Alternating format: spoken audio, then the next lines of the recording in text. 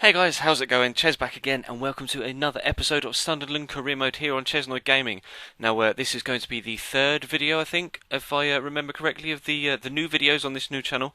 So, of course, please do leave a like and subscribe if you haven't, if you've come across from the Bang Average channel. And we're jumping straight into this one. It is the January transfer window, and PSG have made a huge offer for Adam Johnson, which we have rejected. So, we're coming into this first game of the episode, which is leg one of the Carling Cup semi-final, and of course, as you can see, it's against the biggest rivals that we could possibly hope to meet in this opening leg against Newcastle United away in the first leg as well, which might work in our favour coming back to the Stadium of Light in the second leg. But it is Newcastle who draw first blood in the tie. 32 minutes gone, Demba Ba gets on the end of a Yohan Cabaye cross, I think it was Cabaye, pops the ball across the 6-yard box, and Demba Ba pops it into the back of the net, and we do go 1-0 down early on in the tie. Obviously half an hour in is technically only about 15 minutes in if you incorporate the second leg as well. And Honda goes so very close with that free kick there from 30 odd yards late on in the first half.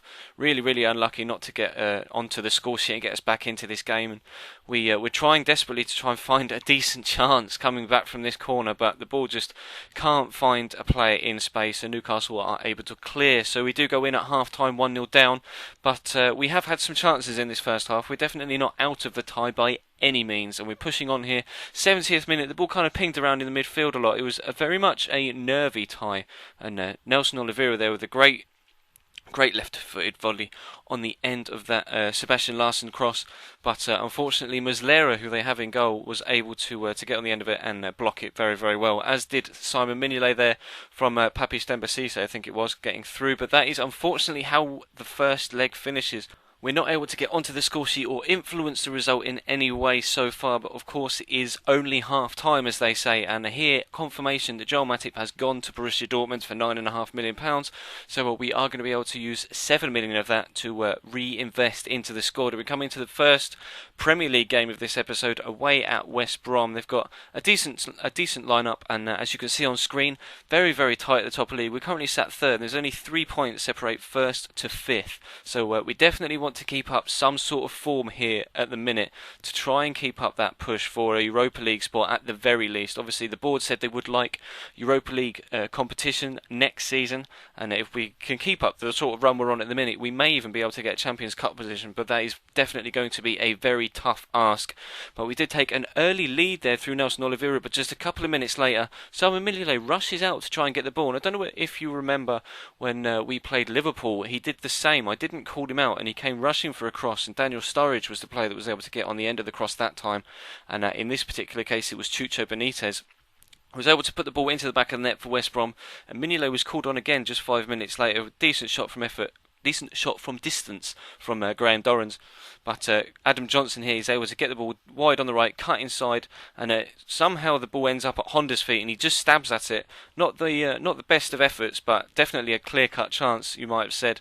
And the follow-up effort from James McLean is blocked and goes wide. Keeper very excited there, and we get the corner's going to come in here, put Honda on it because he does have the best delivery, and Kurt Zuma rises for it, doesn't quite get there, and again can't quite find the ball to a Sunderland foot, and the ball is cleared and we go in at 1-1 at half time. But Jack Colback picks the ball up here just 5 minutes into the second half, and Adam Johnson proves just exactly why PSG are offering us £60 million for him.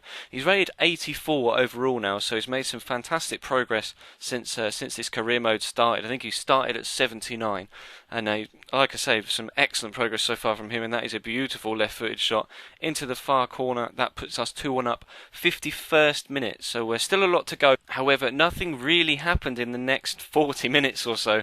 The ball, like I say, playing on Legendary has been a big change. On World Class, it was all action all the time. There was a lot of chances at both ends. It was really end to end, and so far in Legendary we had some games that are end to end. Obviously the 3-3 draw at Wolves was pretty nuts, and the 4-3 game against Swansea in the previous episode was just insane.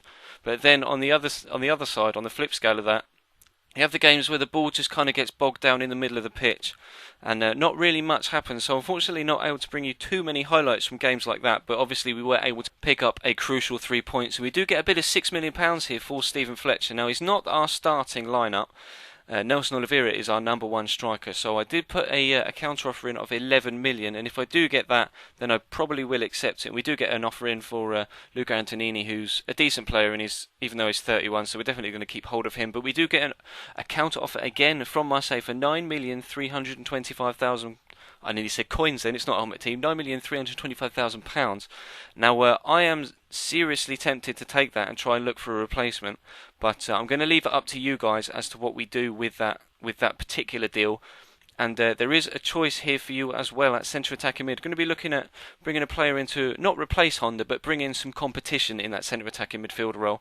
And we've got the lad there, De Jong, accepting a contract, and Bruno Cesar from Benfica. And obviously we've already got Nelson Oliveira and Nolito from Benfica previously in this season, so I'm going to leave that one up to you as well. This obviously this series all the way through has been heavily influenced by your decisions in the comments, etc. So do leave a comment there, let me know what you think we should do with the Stephen Fletcher deal. I'm tempted to take it, but of course I will leave it up to you guys. And the centre attacking mid options, I do think actually I've had an offer accepted for Lewis Holtby as well.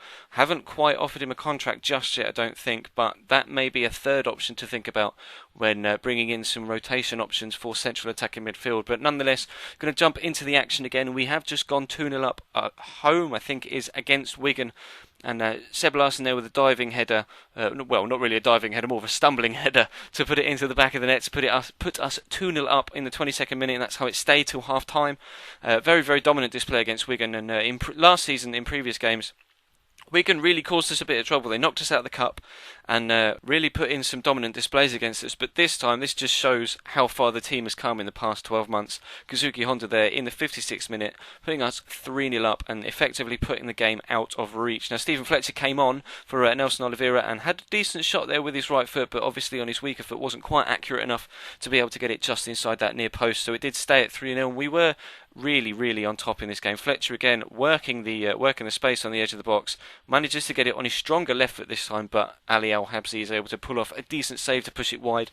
So Sebastian Larsson is on the pitch, and whilst he's on the pitch, he's definitely going to be taking our set pieces. Does bring in Whippin even at the corner, and James McLean gets absolutely crunched coming in for the rebound, and he's going to cut back. He did actually take a nasty fall there, landed on his elbow. He has actually broken his elbow, which we will see confirmed on the graphics in just a second. And he is actually going to be out for 2 months, which is going to be a big blow.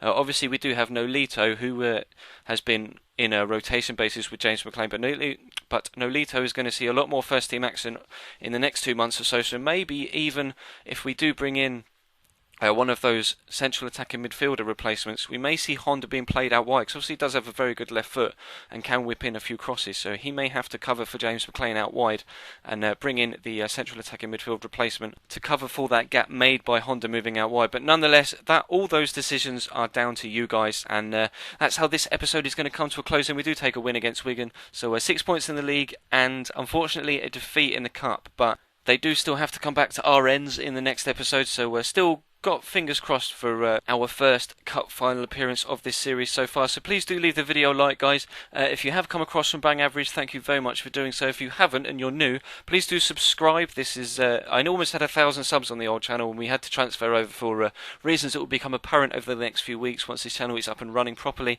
But yeah, if you haven't done so, please do subscribe. If you have subscribed, your support is wholeheartedly appreciated. It really is, and I can't thank you guys enough for the support that you've shown this channel so far, even in its short lifespan. So please do continue that with a like and a comment, and I will catch you tomorrow with another video.